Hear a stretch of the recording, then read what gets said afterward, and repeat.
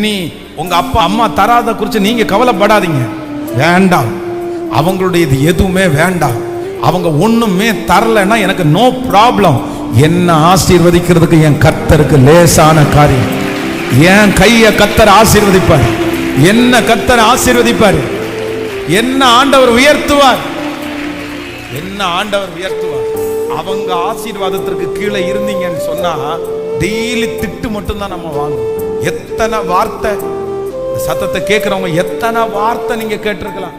உங்க அம்மா என்னை இப்படி திட்டுறாங்க, அப்பா இப்படி திட்டுறாங்க, மாமியார் இப்படி திட்டுறாங்க, மாமனார் என்னை இப்படி திட்டுறாரு. இல்ல, ஏன் அவங்க திட்டுற அளவுக்கு நம்ம நடந்துக்கணும்? எதுக்கு அவங்கள திட்டு? சிஸ்டர்ஸுக்கு சொல்றேன், உங்க அப்பாவுடைய சொத்தை வச்சு நீங்க ஃபேமிலியை ரன் பண்றது அழகல்ல. அது அழகல்ல. எது அழகு தெரியுமா?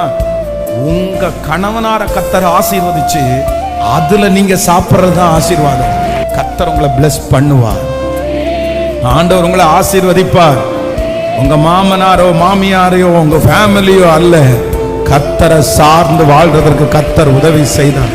இதோ கர்த்தரால் ஆசீர்வதிக்கப்பட்டவன் என்று உங்களை அடையாளம் காண்பிக்கிற நாள் சீக்கிரமாய். ஹல்லேலூயா, ஹல்லேலூயா.